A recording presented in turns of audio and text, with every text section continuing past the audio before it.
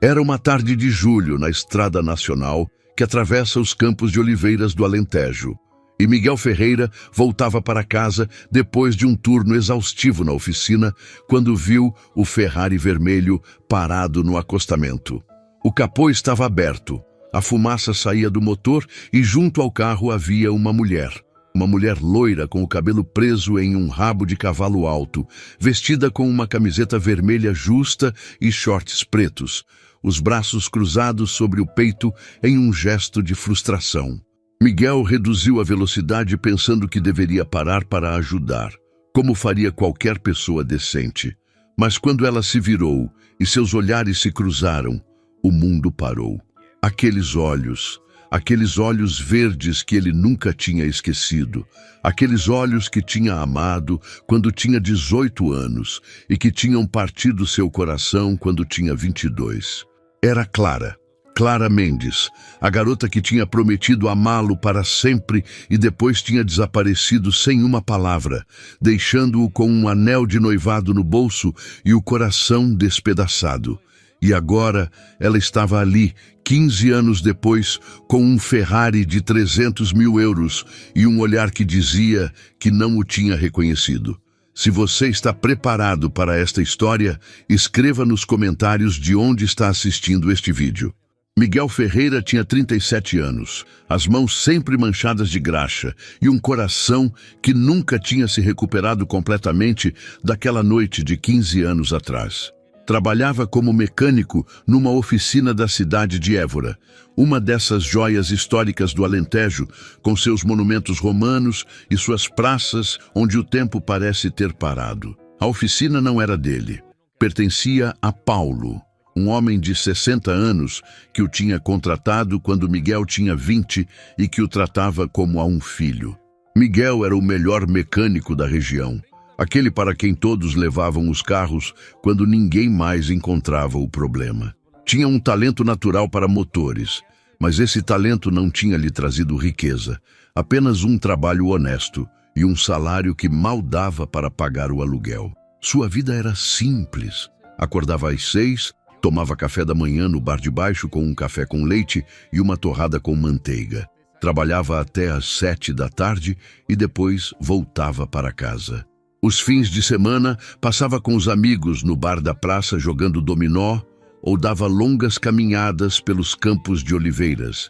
Esses mesmos campos onde uma vez caminhava de mãos dadas com Clara. Nunca tinha se casado. Tinha tido alguns relacionamentos ao longo dos anos, nada sério.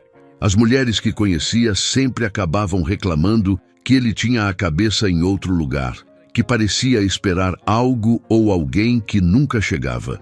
E elas tinham razão. Miguel esperava que Clara voltasse. Tinham se conhecido no colégio. Ela era a garota mais bonita da cidade, filha de um empresário de Lisboa que tinha comprado uma quinta nos arredores de Évora como residência de verão. Miguel era filho de um trabalhador rural, criado entre oliveiras e sobreiros. Não deveriam nem ter se falado, tão diferentes eram seus mundos. Mas o amor não segue as regras da lógica. Se apaixonaram no verão dos seus 18 anos. Passaram 3 anos juntos. 3 anos de beijos roubados entre as oliveiras, de promessas sob as estrelas. Miguel tinha economizado durante meses para comprar um anel para ela, um anel modesto, mas que representava tudo o que tinha. Mas na noite em que tinha decidido pedir que se casasse com ele, Clara não apareceu, não veio ao encontro, não respondeu às suas ligações. No dia seguinte, Miguel descobriu que os Mendes tinham ido embora, voltado para Lisboa sem uma palavra, sem um adeus. Tentou procurá-la, ligou, escreveu cartas, até foi para Lisboa, mas era como se Clara tivesse desaparecido da face da terra. Depois de um ano de busca desesperada, Miguel parou de procurar, mas nunca parou de esperar. E agora, 15 anos depois, ali estava ela, no acostamento de uma estrada nacional alentejana, ao lado de um Ferrari vermelho que fumegava como um dragão ferido, com aqueles mesmos olhos verdes que ele via todas as noites em seus sonhos. Clara Mendes. Agora, Clara Mendes Souza tinha 37 anos, um patrimônio de mais de 100 milhões de euros e uma vida que qualquer um teria invejado. Era a diretora-geral da Souza Hotéis, uma das cadeias hoteleiras mais prestigiadas de Portugal, com estabelecimentos desde o Algarve até o Porto, de Lisboa até a Madeira. Usava roupas que custavam mais que o salário anual da maioria dos portugueses. Dirigia carros que eram obras de arte sobre 4 rodas. Morava num apartamento com vista para o Tejo, em Lisboa, que valia mais que um prédio inteiro.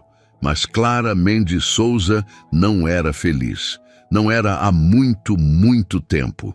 Seu casamento com André Souza, o herdeiro do império hoteleiro que ela agora dirigia, tinha durado 5 anos e tinha terminado 2 anos antes com um divórcio que tinha ocupado as capas de todas as revistas de fofoca. André a tinha traído repetidamente com modelos, atrizes, qualquer mulher que o fizesse sentir que ainda era o jovem playboy que tinha sido antes de se casar. Clara tinha aguentado em silêncio durante anos pelo bem da empresa, pelo bem da imagem. No final, quando encontrou André na sua cama com uma das suas assistentes, disse basta. O divórcio tinha lhe deixado o controle da empresa, a maioria das propriedades e um vazio que nenhuma quantidade de dinheiro conseguia preencher. Clara passava os dias em reuniões, as noites em eventos sociais, onde sorria sem alegria, as madrugadas sozinha naquele apartamento enorme que parecia um museu mais que um lar. Tinha tudo o que o dinheiro podia comprar e nada do que realmente importava. Aquele dia de julho, Clara dirigia em direção à quinta que tinha comprado nos arredores de Évora.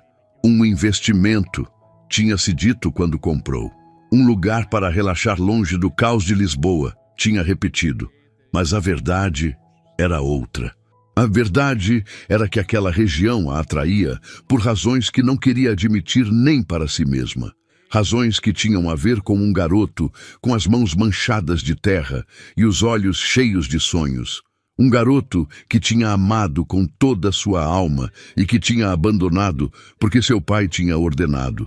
O Ferrari tinha começado a fazer barulhos estranhos pouco depois de passar Montemoro Novo. Clara não sabia nada de motores. Para ela, os carros eram objetos de luxo para dirigir e exibir, não máquinas para entender. Tinha ignorado o barulho pensando que chegaria ao seu destino antes que se transformasse em um problema. Tinha se enganado.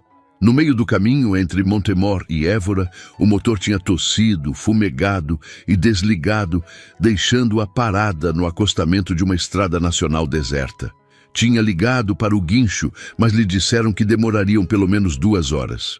Tinha ligado para seu assistente em Lisboa, mas ele não podia fazer nada de lá. Então tinha ficado ali, sob o sol de julho alentejano, com os braços cruzados e a frustração crescendo minuto a minuto. E então tinha visto aquele velho Seat reduzir a velocidade e parar atrás do seu Ferrari. Tinha visto um homem descer, um homem com uma camiseta branca manchada de graxa e uma aparência que gritava mecânico por todos os lados. Tinha pensado que era sua sorte, que finalmente alguém podia ajudá-la. Mas quando o homem se aproximou e ela viu seu rosto, algo dentro dela parou. Aqueles olhos escuros que a olhavam com uma expressão que não conseguia decifrar. Ela conhecia aqueles olhos. Tinha amado aqueles olhos. Tinha sonhado com aqueles olhos durante 15 anos. Aqueles olhos eram Miguel Ferreira, o garoto que tinha deixado sem uma palavra, o garoto cujo coração tinha partido, o garoto que nunca tinha deixado de amar, embora tivesse se casado com outro homem. Miguel parou a poucos passos do Ferrari, o coração batendo tão forte que parecia que todos podiam ouvi-lo. Era ela, não havia dúvida. Era ela, mais adulta, mais elegante, com um ar de sofisticação que não tinha aos 20 anos, mas era ela. Os mesmos traços delicados, a mesma maneira de inclinar levemente a cabeça quando estava nervosa. Os mesmos olhos verdes que o tinham apaixonado numa tarde de verão de 15 anos atrás. Durante um longo momento, nenhum dos dois falou. Miguel a olhava tentando entender o que sentia. Havia raiva, essa raiva que tinha cultivado durante anos depois que ela desapareceu. Havia dor, essa dor surda que nunca o tinha abandonado completamente. Mas também havia algo mais, algo que não queria admitir. Ainda havia amor. Clara o reconheceu um instante depois e pelo seu rosto passou uma expressão que Miguel não soube interpretar. Surpresa, certamente, mas também algo mais. Pânico, vergonha, ou talvez alívio. Miguel quebrou o silêncio primeiro. Perguntou se ela precisava de ajuda com uma voz que tentava soar profissional, distante, como se estivesse falando com uma desconhecida e não com a mulher que tinha amado mais que tudo no mundo. Clara assentiu, incapaz de encontrar as palavras. Miguel se aproximou do Ferrari, olhou o motor fumegante e começou a fazer o que melhor sabia fazer: trabalhar. Inclinou-se sobre o motor, as mãos se movendo com a segurança de quem conhece cada parafuso e cada tubo, os olhos procurando o problema, enquanto a mente tentava processar a situação surreal em que se encontrava. O problema era a bomba d'água. Nada grave, nada que não pudesse ser consertado, mas não ali, não no acostamento de uma estrada nacional. Teria que rebocar o Ferrari até sua oficina, trocar a peça e então Clara poderia ir embora. Tudo muito simples, tudo muito profissional. Miguel se levantou e explicou a situação, sempre com aquela voz distante que lhe custava um esforço enorme manter. Clara o escutou em silêncio, assentindo, sem olhá-lo nos olhos. Quando ele disse que teria que rebocar o carro até a oficina em Évora, ela estremeceu levemente. Évora, a cidade onde tinham se amado, onde tinham feito todas aquelas promessas que ela tinha quebrado sem uma palavra de explicação. A viagem no guincho foi silenciosa, carregada de uma tensão que podia ser cortada com uma faca. Miguel dirigia, os olhos fixos na estrada, as mãos apertadas no volante. Clara ia sentada ao seu lado, olhando a paisagem que nunca tinha mudado, as colinas de oliveiras que tinha amado, os campos onde uma vez tinham se beijado. Foi Clara quem falou primeiro, quando já quase tinham chegado. Perguntou como ele estava com uma voz tão baixa que Miguel quase não ouviu. Ele respondeu que estava bem, que a vida era tranquila, que não havia muito o que contar. Não perguntou como ela estava, não queria saber, mas Clara continuou falando. Disse que tinha se casado e depois se divorciado. Disse que dirigia uma cadeia de hotéis. Disse que tinha comprado uma quinta na região e que vinha quando queria escapar de tudo. Miguel escutava sem comentar. Só quando chegaram à oficina e estacionou o guincho, ele finalmente se virou para ela, olhou-a nos olhos, aqueles olhos verdes que nunca tinha esquecido, e fez a pergunta que tinha guardado dentro de si durante 15 anos. Perguntou por que tinha desaparecido, por que não tinha dito nada, por que o tinha deixado ali com um anel no bolso e o coração despedaçado, sem nem ao menos a decência de uma despedida.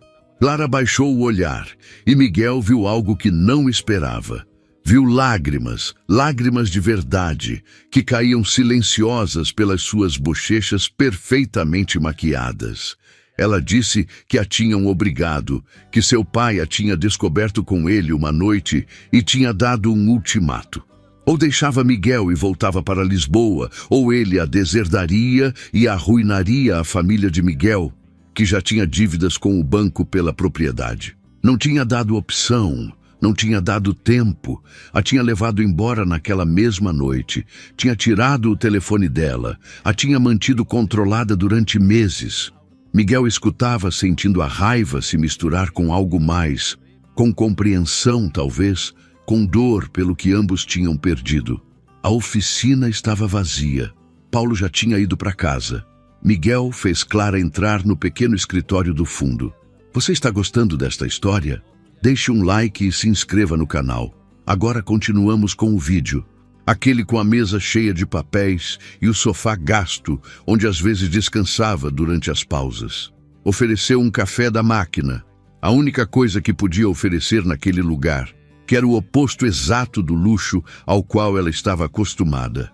Clara aceitou o café e sentou no sofá, parecendo estranhamente pequena e vulnerável, apesar da roupa cara e do ar de mulher de sucesso. E então contou tudo o que nunca tinha podido dizer. Contou sobre seu pai, um homem obcecado com as aparências e o status social, que nunca teria aceitado que sua filha se casasse com o filho de um trabalhador rural. Contou as ameaças, as manipulações, as mentiras que ele tinha dito para mantê-la afastada de Miguel. Tinha feito ela acreditar que Miguel não a tinha procurado, que tinha se consolado com outra, que a tinha esquecido em poucas semanas. Contou sobre o casamento com André, um casamento mais arranjado que escolhido, um acordo entre famílias que uniria dois impérios econômicos. Tinha aceitado porque estava cansada de lutar, porque seu pai estava doente e ela queria fazê-lo feliz antes que morresse, porque tinha acreditado que Miguel a tinha esquecido. Contou todos os anos de infelicidade, as noites chorando em silêncio, ao lado de um homem que não amava, as infidelidades que tinha suportado porque não tinha coragem para admitir que tinha tomado a decisão errada. Contou o divórcio, a solidão, a sensação de ter desperdiçado sua vida perseguindo coisas que não importavam nada. E então, disse algo que Miguel não esperava. Disse que nunca tinha parado de amá-lo, que cada vez que dirigia pelas estradas do Alentejo, pensava nele, que tinha comprado aquela quinta perto de Évora, esperando no fundo do seu coração encontrá-lo de novo algum dia. Miguel permaneceu em silêncio durante um longo momento depois que ela terminou. Lá fora, o sol estava se pondo, tingindo o céu de laranja e rosa, as mesmas cores que iluminavam as tardes de verão de 15 anos atrás. Sentia muitas coisas ao mesmo tempo. Raiva pelos anos perdidos, tristeza pelo que poderiam ter tido e um amor que nunca tinha morrido apesar de tudo. Levantou-se e foi até a janela, olhando a cidade que tinha visto crescer, as ruas que conhecia de cor. Depois se virou para Clara e disse algo que o surpreendeu tanto quanto a surpreendeu. Disse que a perdoava. Não porque o que tinha acontecido fosse justo, não porque a dor tivesse desaparecido, mas porque guardar rancor era como beber veneno esperando que fizesse mal a outro. Disse que entendia, que sabia o que significava estar preso, que não a culpava pelas decisões que tinha tomado quando era jovem demais para lutar. Clara o olhou com aqueles olhos verdes, cheios de lágrimas, e pela primeira vez em 15 anos, Miguel viu a garota que tinha amado, não a CEO milionária, não a mulher sofisticada com o Ferrari, mas Clara, sua Clara. Perguntou se ela queria ficar para jantar. Nada especial, disse, só massa e uma taça de vinho no seu pequeno apartamento. Não era ao que ela estava acostumada, mas era tudo o que tinha para oferecer. Clara disse que sim, e quando disse, estava dizendo sim a muito mais que um jantar. Os dias seguintes foram estranhos, suspensos numa realidade que nenhum dos dois teria imaginado. O Ferrari foi consertado em 2 dias, mas Clara não foi embora. Ficou em Évora na quinta que tinha comprado, esperando secretamente este momento, e cada dia encontrava uma desculpa para ver Miguel. Na primeira noite, depois do jantar no seu apartamento, tinham conversado até o amanhecer. Tinham contado tudo o que tinham perdido. Ele tinha falado dos anos procurando-a, da dor que nunca tinha ido embora, da vida simples que tinha construído. Ela tinha falado do seu império hoteleiro, das viagens pelo mundo inteiro em primeira classe, dos jantares em restaurantes com estrelas Michelin, da solidão que nenhum sucesso conseguia preencher. E enquanto conversavam, enquanto as horas passavam sem que nenhum dos dois percebesse, algo que tinha estado quebrado durante 15 anos começava a se curar. No segundo dia, Miguel tinha mostrado a cidade para ela como ele a conhecia. Não os monumentos para turistas, não as igrejas históricas, nem os palácios que apareciam nos guias, mas os lugares de verdade. O bar onde tomava café da manhã toda manhã com Manuel, o dono que já tinha preparado a torrada com manteiga antes que ele chegasse, a oficina onde passava seus dias, rodeado de ferramentas e motores, o mirante nos arredores de onde ia pensar quando precisava de silêncio, aquele de onde se viam os olivais se estendendo até o horizonte como um mar verde e prateado. Clara o tinha seguido a todos os lugares, com suas sandálias de 1.000 euros se estragando nas ruas de pedra, e não tinha se importado nada, porque pela primeira vez em anos se sentia viva, se sentia ela mesma. No terceiro dia, tinham voltado aos campos de oliveiras, aqueles campos onde tinham se apaixonado, onde tinham prometido a eternidade, onde seu amor tinha nascido e onde 15 anos depois estava renascendo. Tinham caminhado entre as árvores centenárias que pareciam guardiãs do tempo, com as cigarras cantando sua canção eterna e o sol de julho aquecendo a pele. E num momento, ao lado da mesma oliveira onde tinham se beijado pela primeira vez aos 18 anos, Miguel tinha parado, a tinha olhado e a tinha beijado. Um beijo que sabia a memórias e a possibilidades, a arrependimentos e a esperanças, a tudo o que tinha sido e a tudo o que ainda podia ser. Os meses seguintes foram uma dança entre dois mundos. Clara tinha uma vida em Lisboa, uma empresa para dirigir, responsabilidades que não podia ignorar. Miguel tinha sua vida em Évora, seu trabalho, suas raízes, seus amigos que o olhavam com curiosidade quando aparecia com aquela mulher elegante que dirigia um Ferrari e falava de hotéis de 5 estrelas. Como podiam conciliar dois mundos tão diferentes? Clara propôs uma solução. Disse que podia trabalhar remotamente grande parte do tempo, que podia delegar mais responsabilidades aos seus diretores, que podia dividir seu tempo entre Lisboa e o Alentejo. Não estava pedindo que ele escolhesse, estava pedindo que tentassem, estava pedindo uma oportunidade de demonstrar que desta vez seria diferente, que desta vez ninguém os separaria. Miguel duvidou, não por falta de amor, mas por medo. Medo de sofrer de novo, medo de não ser suficiente para ela, medo de que o mundo de onde ela vinha acabasse levando-a outra vez, como tinha feito seu pai 15 anos atrás. Mas então, olhou aqueles olhos verdes que lhe suplicavam que lhe desse uma oportunidade e entendeu que o verdadeiro medo não era sofrer de novo. O verdadeiro medo era viver o resto da sua vida se perguntando o que poderia ter sido, o que teria acontecido se tivesse tido a coragem de tentar. Disse que sim, e quando disse, sentiu algo que não sentia há 15 anos. Sentiu esperança. Um ano depois, Miguel Ferreira tinha se tornado proprietário da sua própria oficina. Paulo, que sempre tinha querido se aposentar, mas nunca tinha encontrado alguém em quem confiasse o suficiente para deixar seu negócio. Tinha vendido tudo a um preço simbólico, feliz de saber que o trabalho de toda a sua vida continuaria em boas mãos. Mas já não era só uma oficina de cidade. Graças aos contatos de Clara, Miguel tinha começado a se especializar em carros de luxo, Ferrari, Maserati, Lamborghini.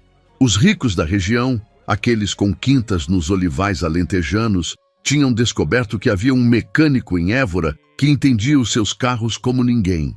Os negócios iam bem, melhor do que Miguel nunca tinha ousado esperar, mas o dinheiro não era o mais importante que tinha mudado na sua vida. Clara tinha cumprido sua promessa, tinha reorganizado seu trabalho, delegado grande parte das responsabilidades operacionais e agora passava metade do seu tempo na Quinta Alentejana. Quando tinha que estar em Lisboa, ia na segunda de manhã e voltava na quinta à noite. E esses dias de separação faziam os fins de semana juntos ainda mais valiosos. Tinham se casado em abril numa cerimônia simples na pequena igreja de Évora, onde tinham se encontrado escondidos quando jovens. Não havia jornalistas, não havia famosos, não havia nada do luxo ao qual Clara estava acostumada. Só estavam as pessoas que importavam, os amigos de Miguel, os poucos amigos verdadeiros de Clara, Paulo fazendo de testemunha e a lembrança de todos os anos que tinham perdido e de todos os que ainda tinham pela frente. Clara tinha usado um vestido simples, branco, sem enfeites, nada a ver com os vestidos de milhares de euros que usava nos desfiles de moda. Mas quando Miguel a viu caminhar até o altar, pensou que ela nunca tinha estado mais bonita. Aquela noite, depois da festa no jardim da quinta, tinham se sentado juntos no muro que dava para os olivais, com uma taça de vinho tinto da região na mão e o céu cheio de estrelas sobre eles. Clara tinha se apoiado no seu ombro e Miguel tinha pensado em como a vida era estranha. 15 anos antes, tinha estado ali, no mesmo lugar, com um anel no bolso e o coração cheio de esperança. Aquela noite, Clara não tinha vindo e ele tinha pensado que seu mundo tinha acabado. Não sabia então que o destino tinha outros planos. Não sabia que teria que esperar 15 anos, sofrer, crescer, se tornar o homem que era agora antes de poder ter o que sempre tinha desejado. Tirou algo do bolso, uma caixinha de veludo azul, velha, gasta. A mesma caixinha que tinha comprado 15 anos antes, a que continha o anel que nunca tinha podido dar. Abriu e mostrou para ela. Um anel modesto, nada a ver com os diamantes que Clara usava todos os dias, mas um anel que representava tudo. Disse que tinha guardado todos esses anos, que não sabia por quê.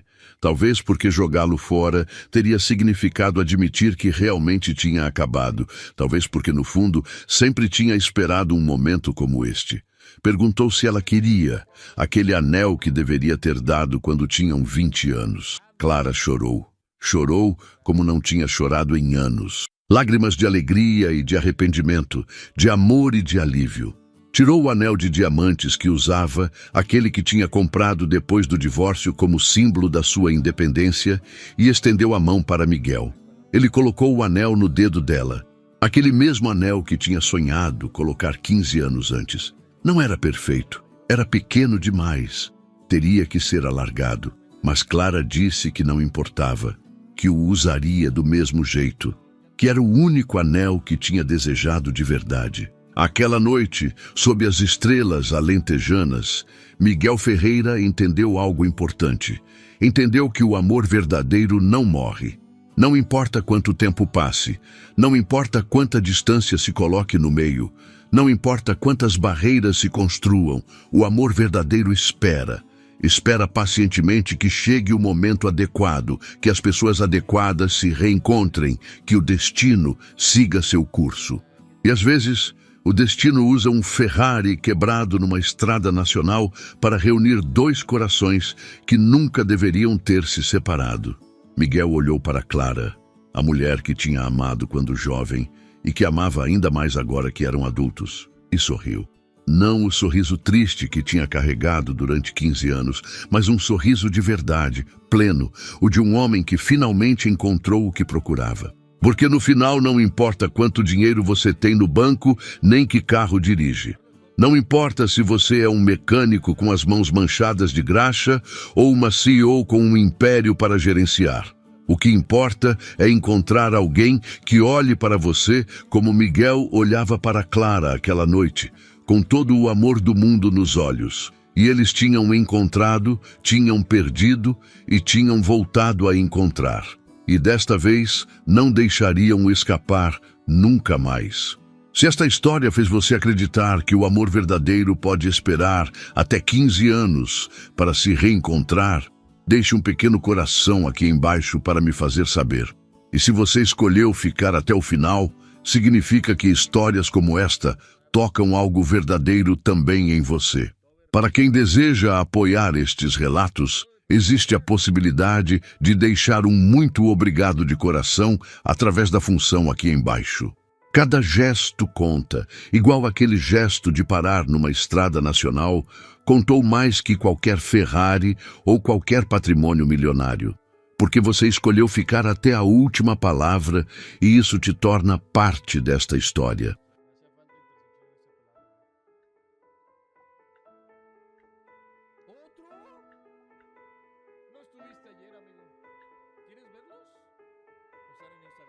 A la madre, ¿quién es ese, güey? Aquí lo que dice Fredrickson, amigo. Sí, bueno, ya viendo el que tú enviaste me gustó más, güey. A ver, obviamente ya saben que yo soy partidario de que se preocupen por el tiquitaca, pero claro que si después de... Te salió Havertz en un 3.85. Qué asco, cabrón. Güey, todo el mundo ha sacado cosas increíbles en esta promoción y yo, nadota, güey. Havertz, Enzo, por ahí he visto bastantes a Mia Hamm. Güey, sacan, güey, Van de Ven. Qué puto asco, cabrón. A dormir que ya me dio un sueñote fumando Squad. Ánimo, güey, si aburre. Güey, Squad me da mucho sueño a mí, güey. Y Rush. Fuera broma. Hermano, mis números. También. Mis dedos son normales. Sí.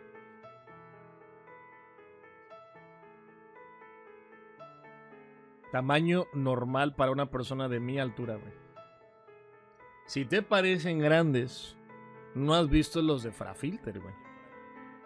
Eso es muy, muy diferente, güey.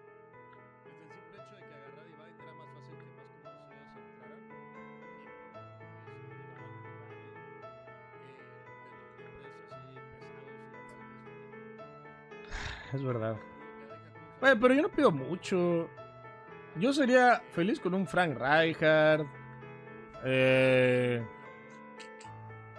A ver, podría probar a Enzo Fernández y usar el long ball, que casi nunca lo he usado. O sea, soy una persona muy humilde, amigo. Un Kvaratskhelia. Ya si a Sports me quiere dar a Griezmann como lo regaló ayer, hombre, no me quejo, ¿sabes? Pero si no, un Rodri, güey, no sé, amigo. 14 grados. Estaba viendo el partido y me quedé dormido. Desperté bien tieso. Y eso que no saliste de fiesta, Mou. Compostura, reacción, ritmo, doble presa, Ya fuera de mame, chécalo. HyperX. HyperX de Xbox. Está bien barato, güey. Cállate, güey. Cállate, güey. ¿No alcanzaste todo, tío, amigo? Oh, qué mal, ¿no, güey? Qué mal, cabrón, ¿no, güey? Es que es lo que actualmente vi mejor. A ver, prefería Mapache Dorado que Tiquitaca, pero es lo Sí, güey. Pero tú defiendes Manual. O sea, Nada, sí, ese güey le mama al deporte gringo, güey. sí te va a Le recontramama al real deporte gringo, güey. Ya lleva rato, güey, con eso. De hecho, pues él igual es muy fan de NBA. De NFL, que tiene como 2 años que yo supe que le gustaba mucho, güey. Güey, es que ese Griezmann cae muy bien el hijo de perra, güey. Y le sabe. O sea, no es un poser, güey. Sí le sabe, cabrón. Sí le sabe el hijo de puta, güey. Posiblemente cumpla más que quizás algún nombre más conocido, aunque espero funcione en locura. Ahí es que, bueno, no sé cómo funciona realmente, pero pues sí ocuparemos mucho compromiso. Fuera, ¿no? Uf. El que debe ser God es Vini. Vini Royalty, sí. Sí, no mames. Pero me tomó unos partidos. Y si acá vamos con... Oye, bro, una preguntita. Por ejemplo, ¿tú alcanzaste algún Future Star de 1 millón de monedas? No, ok, está bien. Ya, no pasa nada, güey. Ya sea en vivo, ¿no?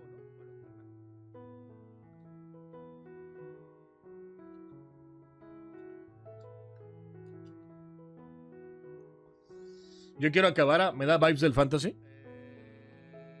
Ah, ¿te acuerdas que nos salió el fantasy de nosotros, güey? Era una cartaza, güey. Neta, era una cartaza el pinche Cabara Fantasy, amigo. Para no forzar la Xbox, güey. Para no forzar la Xbox.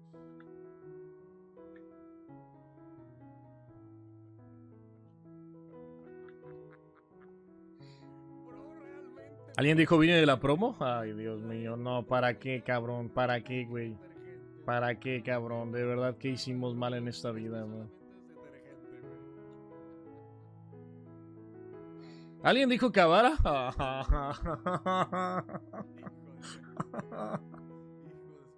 Me voy a arrancar los Pinches tanates, güey.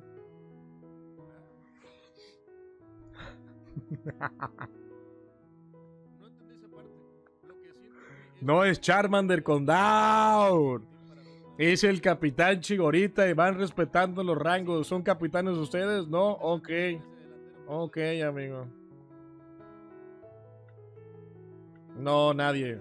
Cállate. Ya sé quién fuiste, güey. bueno, dale. Mira, el comentario de hoy estuvo bien pinche puerco, güey. Se mamó, güey. Dios santo, güey, ¿quién cambió esa Ay, madre. Ah, ¿quién fue? ¿Quién es el puto del Rodri, güey? No. Bebote, Ah, Dios santo, cabrón. Basta, güey. Mientras nadie tenga mía jamones, todo está perfecto, güey. dale. Ya está, amigo, no pasó nada, güey. Ay, Dios, Dios. Conste. Dinero fácil. Ah, Como que perdió Cruz Azul. qué timing, güey. Neta, qué puto timing, cabrón.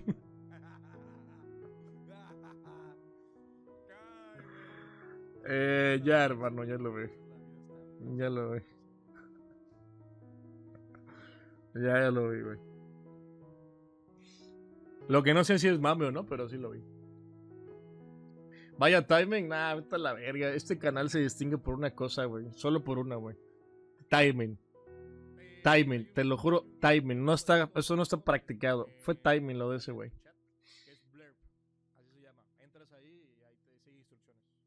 Ay, amigos, que a veces es una cosa bárbara, güey.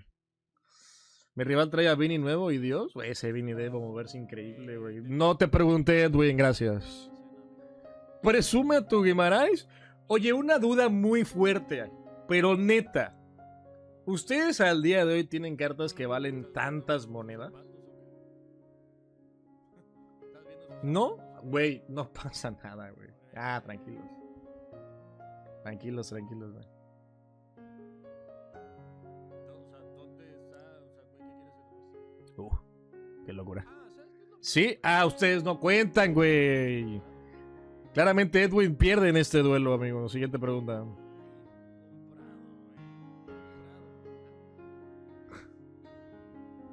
Oye, pero por ejemplo, Ferdinand, ¿cuántos tokens tienes ahorita, Sangre Azul? Ferdinand son 14 swaps. Entonces, no te exige estar tanto, güey. Yo escuché al chico decir, Coyote, enséñame la cadena de Oristanio. No, no lo dije. Un plata desde fuera del área con colocado. Güey, está bien tryhard, Juanes, Bien, hermano, alguien que lo reconoce, güey, me sirve. Tú tienes a Cabara con el 1 en su insignia y 3 finales de Copa Heavyweight. ¿Perdidas? No mames, que perdidas. ¿Pero por qué, güey? ¿Por los glitches? En Battle Squad no me deja hacer cambios. Ah, en Squad Battles, hermano. A la madre, güey. Me mandaste a la verga con Bateo Squad, Battle Squad, güey.